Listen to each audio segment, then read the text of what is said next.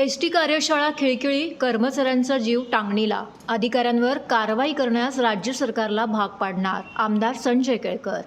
कळवा येथील एसटीची कार्यशाळा धोकादायक स्थितीत असून कर्मचाऱ्यांच्या डोक्यावर अपघाताची टांगती तलवार आहे. तर दुसरीकडे 400 लोकांचं काम 100 कर्मचारी करत असल्याने त्यांच्यावर कामाचा प्रचंड ताण निर्माण झाला आहे. काही दिवसांपूर्वी स्लॅब कोसळून 2 कर्मचारी जखमी झाले. त्यास अधिकारी जबाबदार असून त्यांच्यावर कारवाई करण्यास आम्ही राज्य सरकारला भाग पाडू, असा इशारा आमदार संजय केळकर यांनी दिला. कळवा येथील राज्य परिवहन सेवेच्या कार्यशाळेतील दुरावस्थेबाबत येथील कर्मचाऱ्यांनी केलेल्या तक्रारीनंतर आमदार संजय केळकर यांनी कार्यशाळेची पाहणी केली. यावेळी इमारतीच्या दुर्दशेबाबत संताप व्यक्त करून कर्मचाऱ्यांच्या सुरक्षिततेबाबत आणि आरोग्याबाबत चिंता व्यक्त केली. त्यांनी केलेल्या पाहणीत कार्यशाळा इमारतीचे कॉलम पोखरल्याचे निदर्शनास आले असून त्यातील स्टीलही बाहेर आले आहे. भिंती आणि स्लॅब केव्हाही कोसळून मोठी जीवितहानी होऊ शकते. तसेच शौचालय स्वच्छतागृहाची अतिशय दयनीय अवस्था असल्याचंही पाहणीतून दिसून आलंय. याबाबत बोलताना आमदार केळकर यांनी म्हटलं की मनुष्यबळाची कमतरता असून 400 कर्मचाऱ्यांची कामं फक्त 100 कर्मचारी करत आहेत. तसेच कमी मनुष्यबळ असताना त्यांच्यावर कमी वेळेत काम पूर्ण करण्यासाठी अधिकाऱ्यांकडून दबाव टाकला जातो. सुटे भाग आणि इतर साहित्यही पुरेसे नाहीत. एकूण कर्मचारी तणावाखाली असून अपघाताच्या भीतीबरोबरच त्यांचे मानसिक आणि शारीरिक आरोग्यही ढासळू लागलं आहे. काम करताना एखाद्याला इजा झाल्यास त्याची नीट काळजी घेतली जात नाही. कर्मचाऱ्यांना अपंगत्वाचा दाखला मिळण्यातही अडचणी भेडसावत असल्याचं केळकर यांनी यावेळी सांगितलं. काही दिवसांपूर्वी इमारतीच्या डागडुजीबाबत अधिकाऱ्यांना कळवूनही त्यांनी दुर्लक्ष केलंय. परिणामी स्लॅब कोसळून 2 कर्मचारी जखमी झाले. त्यामुळे या घटनेस अधिकारी जबाबदार असून त्यांच्यावर कारवाई करण्यास आम्ही राज्य सरकारला भाग पाडू, असा इशारा आमदार केळकर यांनी दिला आहे. आज मी या ठिकाणी पाहणी दौरा केला. काही दिवसापूर्वी एक स्लॅब कोसळून 2 कामगार जखमी झाले. एकाला फ्रॅक्चर देखील झालं. ते एकूणच या संबंधामधलं निवेदन देखील माझ्याकडे कामगारांचं आधीच आलं होतं. एस टी प्रशासनाला मी वेळीच सांगितलं होतं की कुठलीही स्लॅब कोसळायच्या आतमध्ये जा तिकडे आणि कुठे कुठे दुरुस्ती करायची असेल, काय काय करायचं असेल त्याचं पाहणी करा. परंतु प्रशासनाने दुर्लक्ष केल्यामुळे ही स्लॅब कोसळली आणि त्या ठिकाणी त्या कामगाराला फ्रॅक्चर झालं. खरं म्हणजे या इमारतीचीही धोकेदायक झालेली आहे आणि इथल्या कर्मचाऱ्यांचं देखील आयुष्य जे आहे ते धोकादायक स्थितीमध्ये आहे. पाणी आहे तर वरती स्लॅब कधी डोसक्यावर पडेल काही भरोसा नाही. त्या ठिकाणचे वर्कशॉपमध्ये जे काम करतात त्या ठिकाणच्या इमारतीचे असे काही भिंती ज्या आहेत त्या कधीही पडून जातील अशी अवस्था आहे. टॉयलेट, बाथरूम, कॅन्टीनच्या ठिकाणा नाही. पावसाळ्यामध्ये तर प्रचंड या सगळ्या कर्मचाऱ्यांना हाल सोसावे लागतात आणि त्याच्यावर देखील कर्मचारी आमचे बिचारे काम करतात आणि प्रशासकीय अधिकारी जे आहेत ते 400 लोकांचं जे काम आहे ते 100 लोक करतात. जे काम ठराविक वेळेच्या प्रमाणे झालं पाहिजे ते आधी होण्याकरता यांच्यावर निरनिराळ्या प्रकारच्या धाकदपटशा दाखवल्या जातात. मला ते समजत नाही एस टीचे अधिकारी कशा पद्धतीने हे काम करतात. याला DC जे आहेत ते जबाबदार आहेत आणि या विषयामध्ये प्रशासनातले जे अधिकारी आहेत त्यांनी वेळच्या वेळी हे करणं गरजेचं होतं. पावसाळा तोंडावर आलेला आहे. या ठिकाणी हे कर्मचारी कामच करू शकणार नाही अशी परिस्थिती या इमारतींची आहे. सर्व नागरिकांना आवाहन करण्यात येत आहे की सध्या डासांमार्फत पसरणाऱ्या डेंग्यू या आजाराचा प्रसार रोखण्यासाठी प्रत्येकाने पुढील प्रमाणे कार्यवाही करावी. डेंग्यू आजार एडिस इजिप्ती हा डास चावल्याने होतो. या डासांची पैदास साचलेल्या किंवा साचवलेल्या स्वच्छ पाण्यामध्ये होते. 8 दिवसांपेक्षा जास्त दिवस पाणी उघडे व साचून राहिल्यास त्यात डास अंडी घालतात. अंड्यांच्या अळ्या तयार होऊन पुढे डास तयार होतात. यासाठी आपल्या घरातील पाणीसाठे उदाहरणार्थ बॅरल्स, पिंपे, टाक्या, हौद, रांजणे इत्यादी दर आठवड्याला रिकामे करून घासून पुसून कोरडे करून पुन्हा भरावे. 1 दिवस कोरडा दिवस म्हणून पाळावा. पाणी साठ्यांना घट्ट झाकणे बसवावीत किंवा जुनी साडी, चादर, धोतर यांनी बांधून झाकून ठेवावीत, म्हणजे डास त्यात जाऊन अंडी घालणार नाहीत. घराच्या गच्चीवर, आजूबाजूला, अंगणात कोठेही पाणी साचू देऊ नये. भंगार सामान उघड्यावर टाकू नये. उदाहरणार्थ टायर्स, प्लास्टिक सामान, कुंड्या, टाकाऊ वस्तू इत्यादी. अशा सामानात पावसाचे पाणी साठून त्यात डेंग्यूच्या डासांची पैदास होते. घरातील कूलर्स, फ्रीजच्या पाठीमागील ट्रे हे देखील वेळोवेळी कोरडे करावेत. लक्षात ठेवा, नुसत्या फवारणीने डास घनता कमी होत नाही, तर त्यासाठी डास पैदास ठिकाणे नष्ट करणे ही आपल्या सर्वांची जबाबदारी आहे. कोणताही ताप अंगावर न काढता जवळच्या शासकीय रुग्णालयात मोफत औषधोपचार घ्या. अशा प्रकारे नागरिकांनी सहकार्य केल्यास डेंग्यूचा प्रसार रोखणे सहज शक्य आहे.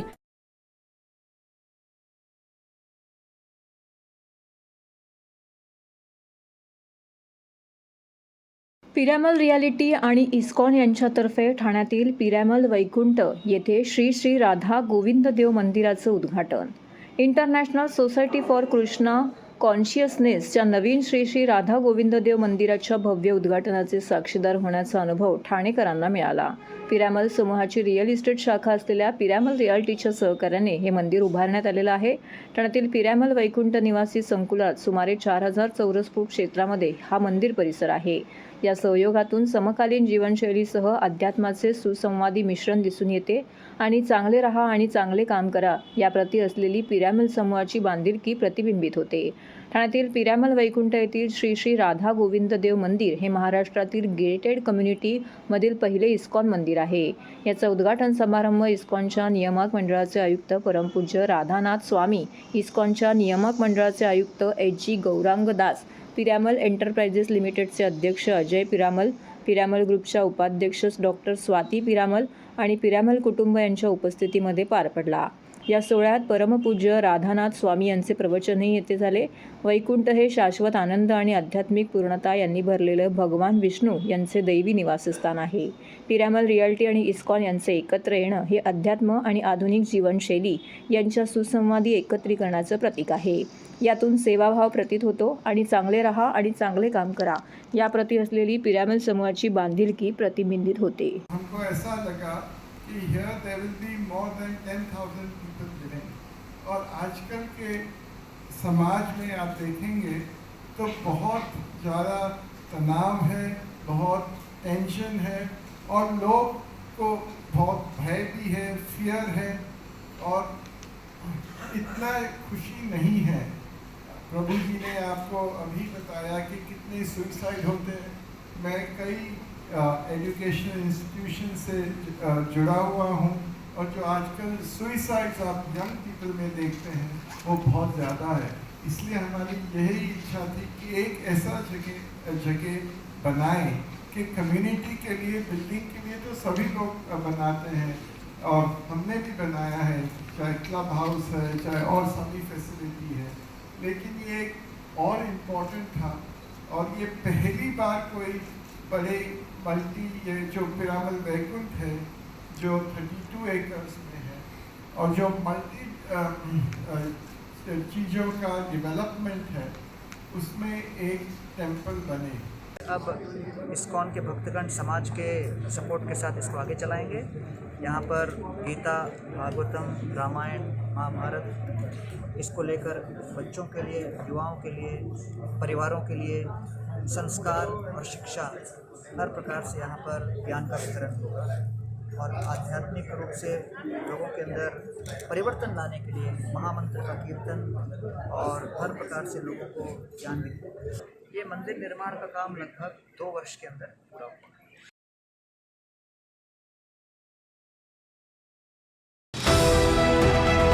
TJSB सौर शक्ती कर्ज, गो ग्रीन, करा वीज बिलावर बचत.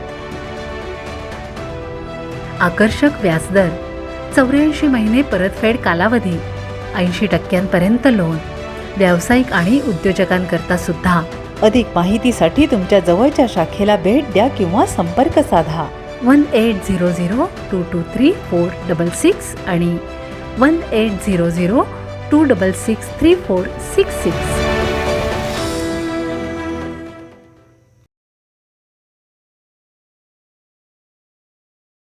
ठाणे पोलिसांची कामगिरी. उत्तर प्रदेशातील MD ड्रगची फॅक्टरी केली उद्ध्वस्त. ठाणे गुन्हे शाखा घटक 1च्या पथकाने उत्तर प्रदेशातील MD ड्रग्सची फॅक्टरी उद्ध्वस्त केली आहे. 24 जानेवारी ते 13 फेब्रुवारी या कालावधीत पोलिसांनी अफाताबा मलाडा, जयनाथ यादव उर्फ कांचा, शेर बहादूर सिंग उर्फ अंकित, हुसेन सय्यद या चौघांना नालासोपारा येथून अटक केलं होतं.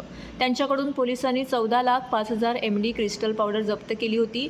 या चौघांविरोधात गुन्हा दाखल करून पोलिसांनी पुढील तपास केला असता त्यांनी हे MD ड्रग्ज उत्तर प्रदेश येथून आणलं असल्याची माहिती निष्पन्न झाली.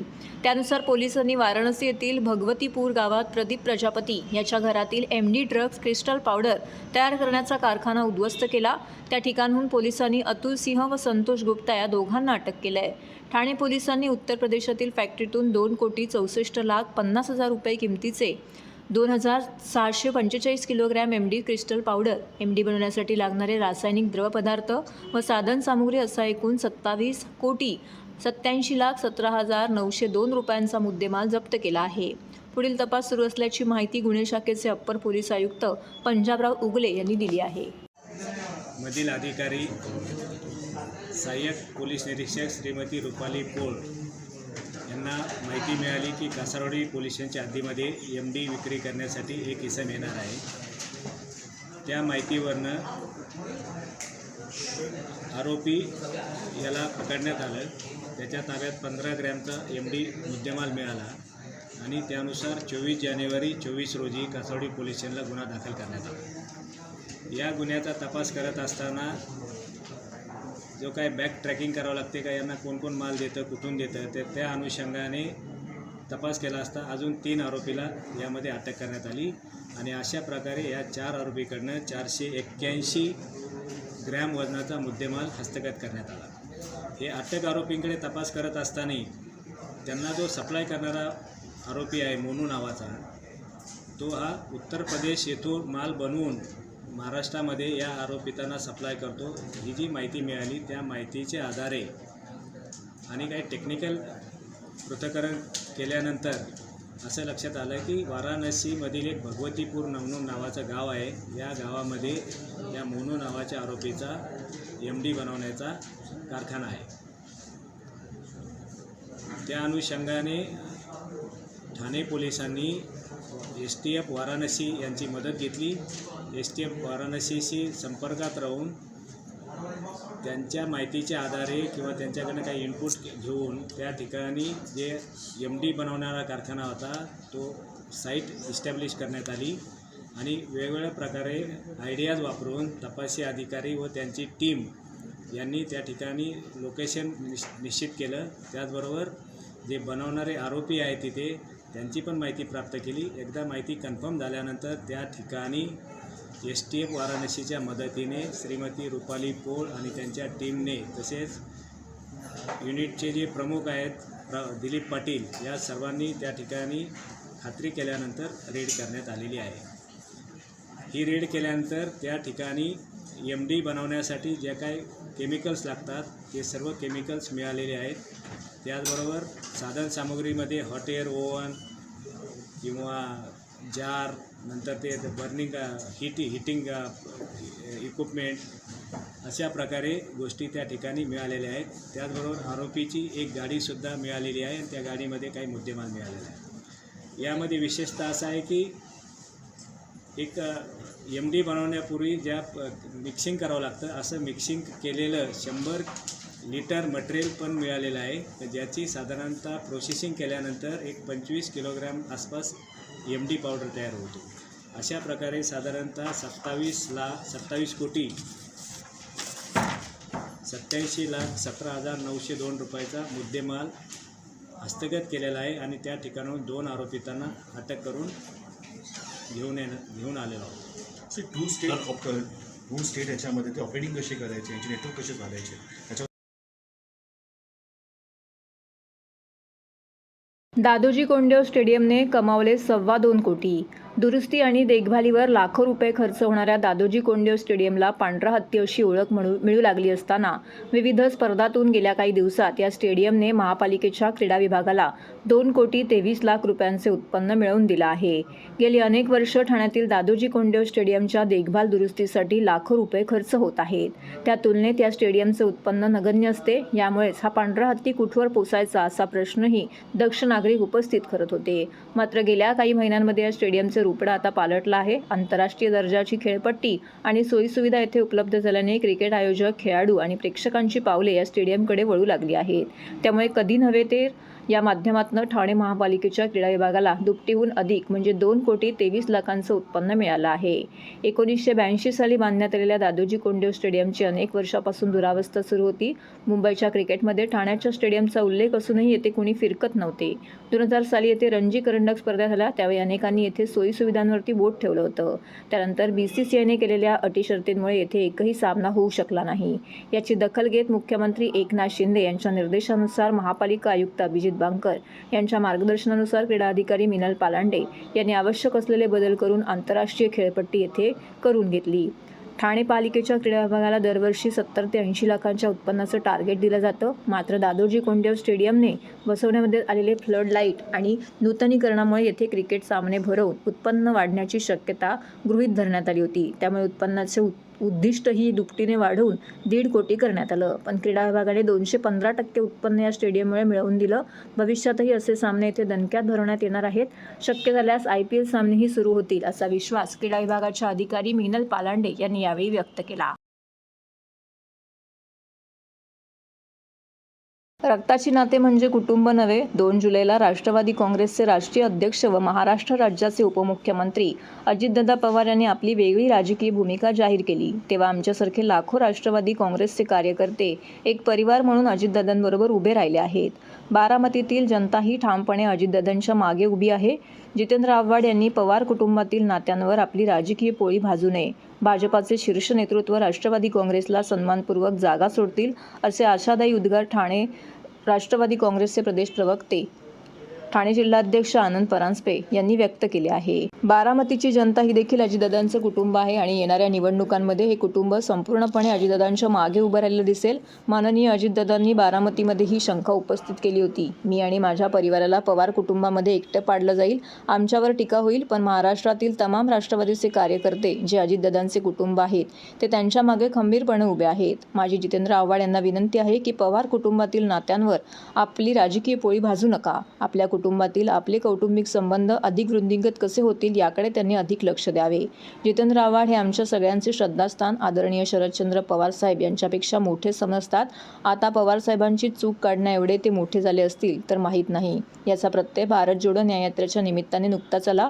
एकीकडे म्हणायचं पवार साहेब माझा बाप आहे आणि त्याच बापाचा फोटो यात्रेच्या बॅनरवर नव्हता, तर या बॅनरवर राहुल गांधी व स्वतःचा फोटो होता. बापाचा फोटो नव्हता. राष्ट्रवादी काँग्रेसचे राष्ट्रीय अध्यक्ष व महाराष्ट्र राज्याचे लाडके उपमुख्यमंत्री अजितदादा पवार साहेब, राष्ट्रीय कार्याध्यक्ष खासदार प्रफुल्लभाई पटेल, प्रांताध्यक्ष खासदार सुनील तटकरे या तिघांच्या नेतृत्वाखाली महायुतीचे जेवढं लोकसभेच्या जागा मिळतील या सगळ्या जागांवर महायुतीचाच घटक पक्ष म्हणून राष्ट्रवादीचा उमेदवार घड्याळ चिन्ह घेऊन विजयी होईल असा विश्वास देखील त्यांनी व्यक्त केला. तसेच आमच्या सगळ्या कार्यकर्त्यांचा संकल्प व मानस आहे असं देखील त्यांनी यावेळी म्हटलं. राजकीय पोळी भाजू नका. आपल्या कुटुंबामधील आपले कौटुंबिक संबंध अधिक वृद्धिंगत कसे होतील याच्याकडे त्यांनी अधिक लक्ष द्यावं. मी सांगितलं ना आधीही की अशा प्रकारची आशंका माननीय अजितदादा पवार साहेबांनी व्यक्त केली होती. संपूर्ण महाराष्ट्रातील सर्व कार्यकर्ते, बारामतीची जनता हे त्यांचं कुटुंब आहे आणि येणाऱ्या लोकसभेच्या निवडणुकीमध्ये हे कुटुंब, बारामतीची जनता संपूर्णपणे ही अजितदादांच्या मागे खंबीरपणे उभी राहिलेली आपल्याला दिसेल. ज्यावेळेला 2 जुलैला वेगळी राजकीय भूमिका माननीय अजितदादा पवार साहेबांनी घेतली, त्यावेळेलाच जरी कुटुंब एक असलं तरी 2 राजकीय भूमिका आहेत हे स्पष्ट झालं होतं. आणि माननीय अजितदादा पवार साहेबांनी वेळोवेळी सांगितलेलं आहे की मी आता वेगळी राजकीय भूमिका घेतलेली आहे आणि म्हणून येणाऱ्या लोकसभेच्या निवडणुकीमध्ये बारामतीचं त्यांचं कुटुंब हे त्यांच्या मागे उभं राहील. मी सांगितलं ना की डॉक्टर जितेंद्र आव्हाड हे आमच्या सगळ्यांचं श्रद्धास्थान आदरणीय पवार साहेबांपेक्षाही मोठे झालेले आहेत. वारंवार ते बोलतात की पवारसाहेबांची चूक झाली. आता पवारसाहेबांची चूक काढण्या एवढे ते मोठे झाले असतील तर मला माहीत नाही. याचा प्रत्यय आत्ताच 2 दिवसापूर्वी कळव्यामध्ये जे बॅनर लागले होते भारत जोडो यात्रेचे, त्याच्यामध्ये एकीकडे म्हणायचं की आदरणीय पवारसाहेब माझा बाप आहे आणि त्याच मोठ्या बॅनरवर फक्त राहुल गांधींचा फोटो होता, स्वतःचा फोटो होता. मात्र आपण ज्यांना बाप म्हणून म्हणतो त्या बापाचा फोटो तर बॅनरवर नव्हता.